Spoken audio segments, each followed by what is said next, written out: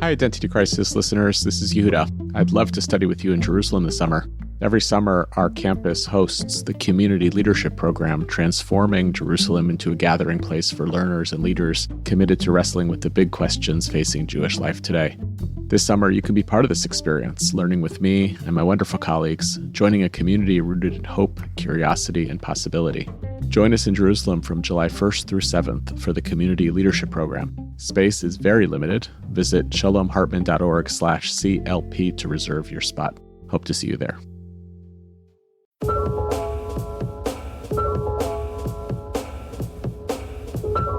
Hi, everyone. Welcome to Identity Crisis, a show from the Shalom Hartman Institute, creating better conversations about the essential issues facing Jewish life today. I'm Yehuda Kurtzer. We're recording this introduction on Friday, February 20th, 2026. It's inevitable in a weekly podcast that some episodes land much more powerfully than others. We see often that when we're really pegged to the news cycle, amidst a horrific war or a domestic crisis, that our shows do better. I think this is just because the urgency of the issues creates a different relationship to the listener, who may be coming in need of something more than entertainment. I've heard from enough people over the years that at times this podcast, or for heaven's sake, can serve a pastoral role. It can be calming or agitating in ways that feel more interactive than a one-way medium normally should. This knowledge has helped me reconcile myself to this medium, because I never went into this line of work to become a media personality, and I thought I had left behind my radio DJing days when I graduated from college. This work, these kinds of podcasts, make me feel like an educator. Our podcasts from 2 weeks ago, America Betrays the Stranger, was one of those episodes that landed differently. We have some scientific ways of measuring this, but I can usually tell from the text messages, the reposts, and from what I'm told by friends and colleagues. It felt differently recording it. I was in Jerusalem at the time, and I was sleep deprived. I wrote it from a place of anger and sadness and desperation, and it was much more direct and candid than I usually am. It was an effort to speak a language of moral truth, which is a departure for a podcast that tries to give airtime to complicated ideas, to let them breathe, and to create conversations about them. Moral truth. This is a hard idea in pluralistic society. I really believe in moral conviction, in trying to speak and lead from a place of well thought out and serious commitments. And sometimes I believe in moral clarity, which is the willingness to believe that you've come really close to fully, clearly articulating an ethical position. But to speak in the language of moral truth is to go one step further. It's to claim to speak a language of certainty, even on issues that are so clearly publicly contested. I generally fear such claims, one of the reasons I prefer the rabbi to the prophet. I identify with thinkers like Isaiah Berlin, who asks us to build bridges rather than to stand on ledges, and Yitz Greenberg, who argued that one of the lessons of the Holocaust is that we may make no absolute truth claims anymore about anything, because the Nazis represented absolutism, and they showed us how absolutism can lead to destruction and dehumanization. But this episode pushed us into moral truth territory. It was complicated to write, and it may have been different, for some of you, maybe difficult to hear. You know you're living in perilous times when you find yourself speaking differently than you ever anticipated. Another good indicator that this podcast landed differently for people was in the mail. I didn't hear a lot of disagreements to my core claim that it was a morally clear obligation for us as Jewish Americans to stand up against what's been happening not only in Minnesota, but all over the country in these often illegal, violent, unconstitutional immigration crackdowns. Maybe some people dissented quietly. Maybe some people I managed to persuade. But I do want to respond to 2 pieces of mail that came in that largely agreed with what I wrote, but felt that I missed something. One came from Judy and from Susan in New York, in which they took issue with my characterization that major Jewish institutional leaders were too silent in response to this crisis. They cited to me the work of Hayas, major rabbis, many synagogues, and many local activists. I appreciate the correction, and of course, that's right. In fact, in the podcast itself on social media about this podcast, I expressed admiration for those who had taken to the streets in Minnesota. And of course, Hayas, whose work we've talked about in this podcast last summer, and JCPA and other organizations, those folks have indeed been out front. I still think, though, that my point stands as relates to the organizations who claim to represent the American Jewish community more generally, to the public and to public officials, some of whom constitute what's called the Conference of Presidents of Major Jewish Organizations. I think their silence is, frankly, embarrassing. In the same week that we released the podcast, I read a quote from the executive director of the conference who said that mainstream Jewish leaders are nearly all in agreement on most of the core issues, such as the centrality of Israel in Jewish life, Jerusalem as the eternal capital of the Jewish people, and a basic understanding of Israel's roles and rights in a hostile region. Those are the core issues as he articulated, and not some basic elements of American democracy. Those are left out. I truly think this is shocking and helps to explain why only some of our organizations in America, and not all of them, have the courage to speak out right now. But thank you, Judy and Susan, for the opportunity to correct and clarify the record. I also heard from Rabbi Barry Block, who nudged a bit on what criteria I was using to endorse the kind of prophetic protest voice in a moment like this and not in others. It's a fair question. At times, our organization, the Hartman Institute, has embraced and endorsed participating in protests, even though our idea of the beit midrash as a place for healthy combat of ideas predominates in what we do, and even as we know that moving out of that lane, to the protest lane, always comes with consequences to that core mission. So the Institute, for instance, marched officially in the Pride March in Jerusalem in 2016 because Shira Banki had been murdered the previous year, and we felt that religious institutions in Jerusalem had to show up to make the case for a Judaism that cared about human rights. Both Daniel Hartman and I spoke at various rallies during the judicial reform protests in Israel in 2023 because we felt we were standing with the majority of Israeli society in defense of democracy. And similarly, we have stood up against Itamar Ben-Gvir and Bezalel Smotrich through public letters and other forms of protest. And of course, we went as an organization en masse to the Solidarity Rally in November 2023 in DC, just weeks after the attacks of October 7th, to do what I felt was the bare minimum of being with our people in that moment of crisis.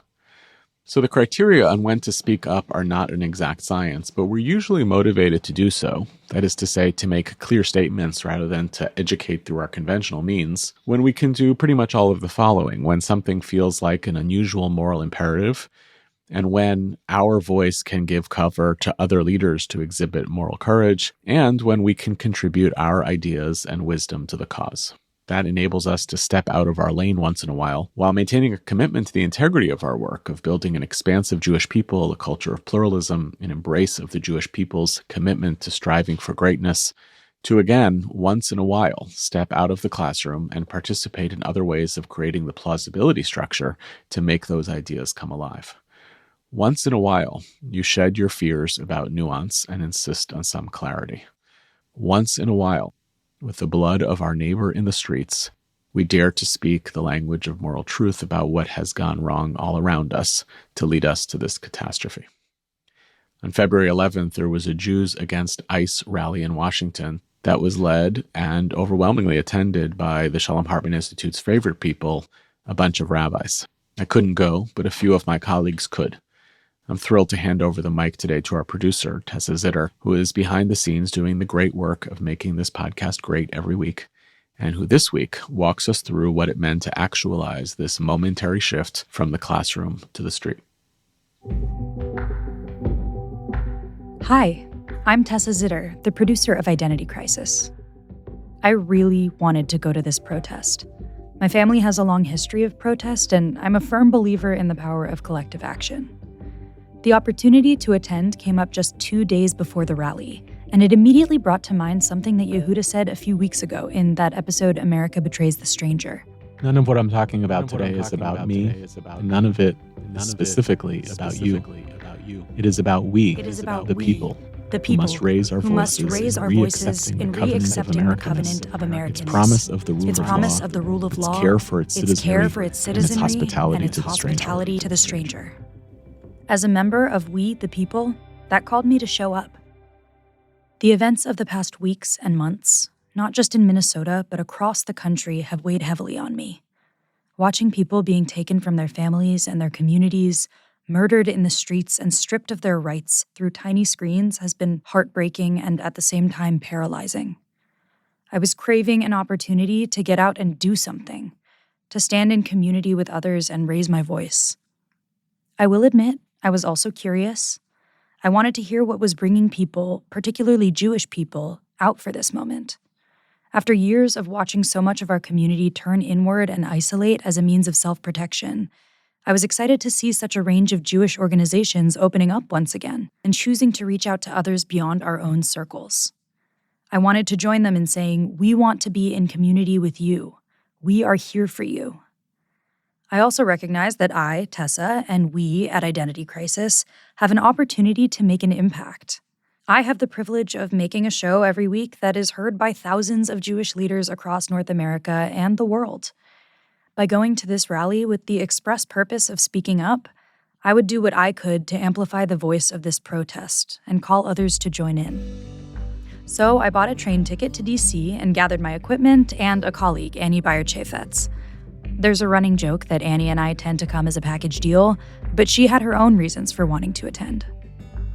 I felt the absence of good thought leadership around this, and that episode had a clear call to action that despite all of the concerns and anxieties about being part of a movement, being, in community, maybe with some organizations that we have felt alienated from over the past couple of years, and showing up in public as Jews at a time when showing up in public as Jews is scary. It felt very clear to me and very continuous to me that if we were going to issue that call to action, and in my job at Hartman, a lot of what I'm doing is building calls to action. It felt very hard for me to promote that idea without living out that truth and taking Yehuda's advice and going and being Jewish in public and saying, we don't stand for this. Annie and I have gotten to spend a lot of time digging into Hartman ideas together. And aside from it being nice to get out of the office a little, I was intrigued to hear about her own experiences with protest, which were pretty different from my own. So I mentioned to my mom that I was going to DC for work to go to this protest, and she asked me how I felt. And I was like, I feel fine about it. Why? And she's like, I don't know. I just don't know you to be someone who goes to protests, which just as an aside is hilarious to me because I famously started a playground riot in elementary school over kickball rules. So there is this revolutionary streak within me that is very drawn to protest and activism and always has been. But my relationship to protest has gotten complicated. I worked in politics for a brief stint after college, and I found that very disillusioning. I saw that very few things actually move the needle other than money, and the things that you see as an activist and a volunteer are very disconnected and different from what's going on behind the scenes a lot of times. And I was living in DC during a time where there were a lot of protests there that looked less like civic engagement and more like street fairs.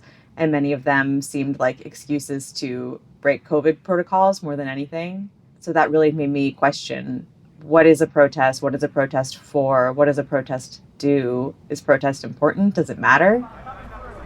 Jews against ICE. Jews against ICE. Can you hear me better? Yeah!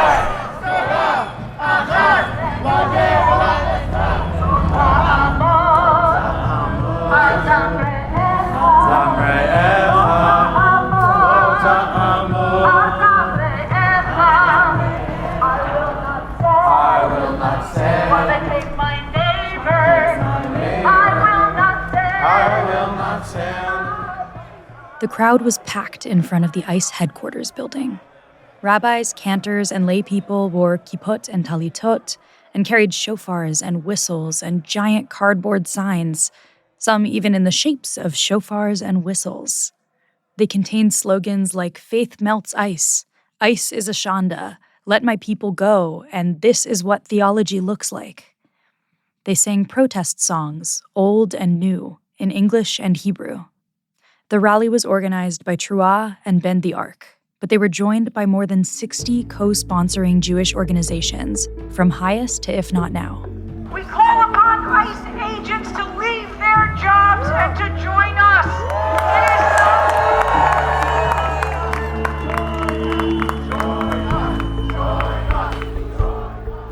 At Hartman, we usually traffic in ideas. We wrestle with them in the beit midrash, where we have the space and time to dive deep into issues and swim around in the nuance. At protests, between the megaphones and the slogans and the throngs of strangers, it can be far more challenging to find that nuance. The beauty of collective action is the power of many voices raised together in solidarity. But it can also reduce our demands and ideas to their simplest form, and for that very reason, many people would rather not engage in the act of protest at all. So how do you possibly create a space where people who disagree with one another can stand in solidarity with each other anyway, without worrying about signing on to ideas that they don't believe in? We've certainly had a lot of divisions in the Jewish community and beyond over the past couple of years, mostly around Israel and Gaza and Zionism. And sometimes those differences have threatened to tear us apart. And the fact that more than 60 organizations, including synagogues that don't necessarily normally sign on to rallies for anything, have chosen to support this shows that this is a consensus issue in the Jewish community. That's Jill Jacobs, CEO of Truah and one of the organizers of the rally.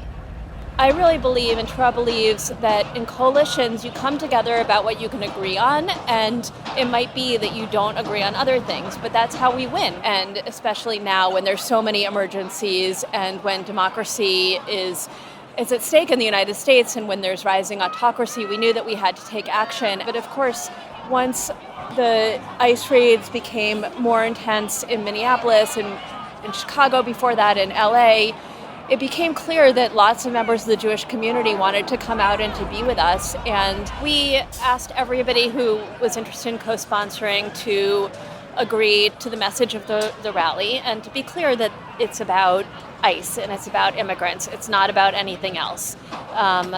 We asked people not to bring flags of other countries, for example, not to bring either Israeli flags or Palestinian flags or whatever flag of whatever other country you might be thinking about. This is a rally that is hyper-focused on ICE and on immigration and not on anything else. As I mentioned, I'm a believer in the power of collective action, and I'm still sometimes confronted with the fear of my voice getting lost among the crowd, lumped in among broad sloganing and ideologically estranged organizations that I don't feel represented by. But there is something so empowering about showing up anyway. It's not that I don't care or worry, but that I think it's more important to show up worried and uncomfortable than to not show up at all. In this climate, it is too rare to find ideas that have escaped being turned into political binaries, or communities who refuse to see them that way, to wait for the perfect time and place. It takes a strong force of unity to rally people together, and in a lot of places across the U.S., the pull to protect our neighbors has become one of those forces. I was glad to know that I might be standing next to people that I don't agree with, and that they knew that they were standing next to me too. I see the faces of Jews who sometimes disagree with each other. But this rally really was laser-focused. Everyone I spoke to that day kept coming back to the same point. Protecting our neighbors isn't a partisan issue. It is a moral responsibility, and no matter where we are coming from, that is something we can agree on. Immigration is a consensus issue in the Jewish community. And this is something that the Jewish community understands really well because of our own family history as immigrants, because of our own history of our people being displaced over and over. And so the Jewish community, as we saw today, can put aside differences that we have in other issues and say, yes, this is the thing that we can come together on because it's urgent.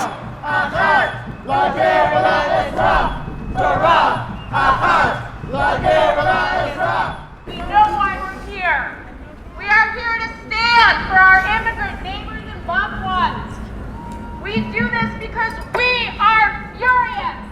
We do this because we know it is a threat to the democracy that we need to keep all of us safe. Yes. And we do this to say in one voice, get ICE out of our cities. Get ICE out of our cities. ICE out of our cities. Get ICE out of our cities. I mean, look, Jews have been having many of the same arguments for 2,600 years. I take it back to like the first exile in Babylon. So we have these arguments. We've been having them a long time. Since October 7th, our communities, our hearts have been ripped apart in really impossible ways. I think one thing Jews overwhelmingly know, however they feel about Israel and Palestine, however they pray, religious, secular, Orthodox, conservative, Reform, Haredi, we stand with immigrants. We are immigrants. We stand with immigrants, and you can feel that here today. You may recognize that last voice. Brad Lander, the former city controller of New York, and, in his words, most importantly today, a Jew against ICE. He, like me, was one of the many Jews who flocked to D.C. from far and wide to attend this action, driven by a sense of moral responsibility and love for his fellow New Yorkers. The focus of this rally was really driven by this message of a moral imperative to speak up. And as each rabbi continued to mention, it comes straight from our tradition. For drought, plague, and collapsing buildings, the rabbis argue about whether neighboring towns should also sound the shofar. How far should the loud alarms spread? How many neighboring cities need to know and muster to protect the people? For blight and locusts, for dangerous beasts and violent attacks, Matri'in bechol makom, we sound the shofar everywhere. Because those are calamities that spread. What about when a city is occupied by a fighting force committed to dehumanizing, violent, and cruel action? The Mishnah teaches that when such a group surrounds a city, we sound the shofar everywhere. Jewish tradition gives us a roadmap. In our most profound grief, when we feel too broken and enraged to face the world, we are reminded that this agony is not all that there is. When we recite our mourner's prayer, we declare at the moment it feels most impossible to believe that there is a world that is aching for peace and justice and wholeness. The passion behind that moral imperative at the rally was palpable and moving. And it was moving to watch people recognize our Hartman hats and welcome us into the crowd, happy to see us there.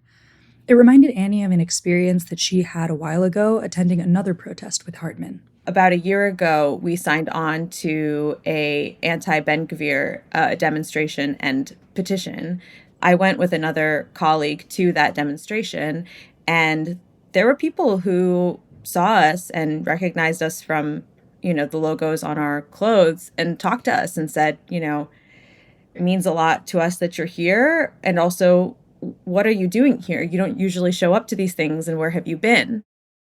Being present means something to people, and being willing to stand next to others means something too. It's meaningful to the people that you're showing up for, it's meaningful to the people that you're showing up next to, and adding one voice to another always makes the collective harder to ignore, even when you don't have any words left. When we come to the end of our words, when we have spoken everything that is on our hearts, but there is still more to cry, we reach for shofar. Shofar holds the wailing we know intimately and the grief we know as our own, and it holds the wailing of another's grief, the grief we observe or imagine from farther away. Shofar's wailing lifts all of this grief up in one voice.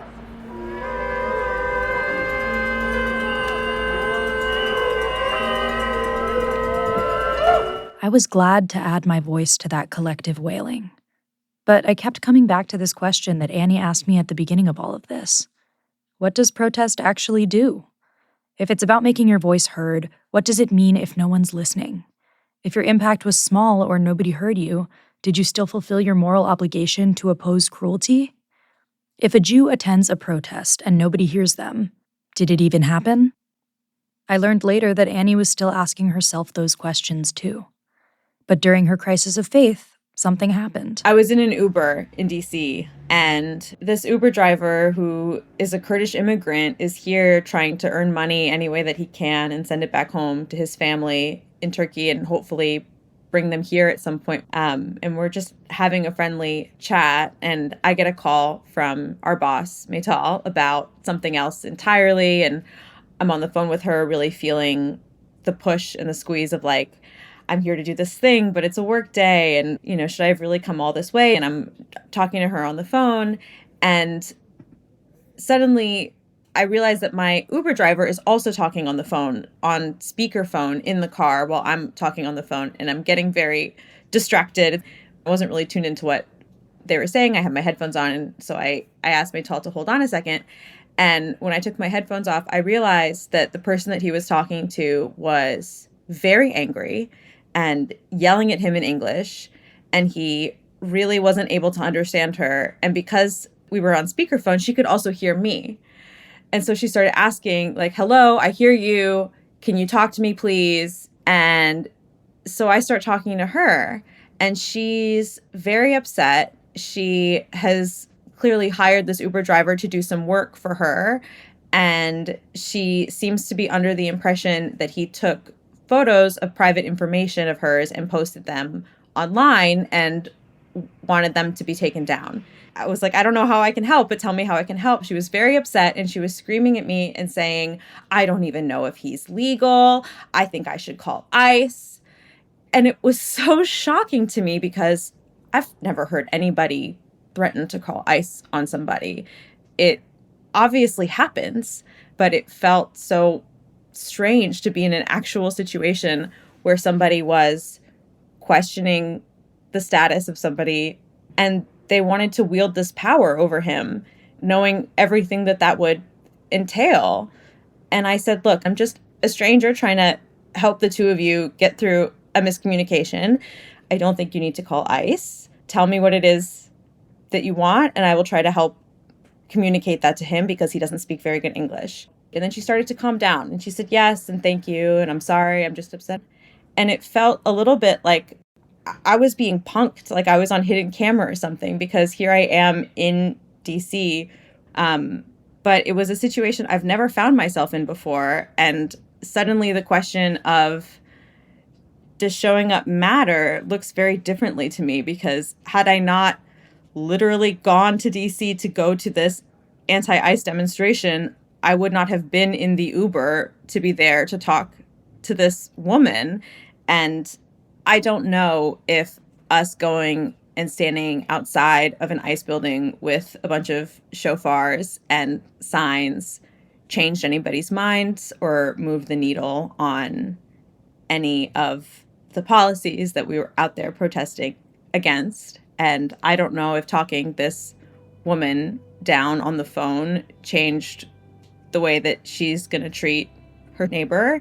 And at the same time, it helped clarify for me what matters to me and why it feels important to me to show up and why it feels important to me to be engaged in this project. Putting aside the Uber and the podcast and the interviews and the institutions, I attended the protest. I affirmed to the world, to my neighbors, and to myself what I will and won't stand for. That was enough of a reason for me to show up. How about you? And now at Hartman, we go back to our regular business, the work of ideas, leadership, the slower work of discerning truth through complexity, the work of moral striving while building expansive community across difference. I appreciate those of you who may disagree with what I say on this podcast or what I said a few weeks ago, but who listen anyway. And I appreciate those of you who wouldn't go to the protest, maybe even think we shouldn't either, but were willing to hear us out. You too are part of this growing Hartman community. We go back to business as usual, but our commitments don't. On March 12th, we'll be hosting a major online day of learning, including a live podcast recording with Professor Shayla Ben-Habib on this very issue of how we think about our responsibilities to neighbors and strangers. I hope you will be with us that day as we continue to work our way through this darkness. May Torah be our guide.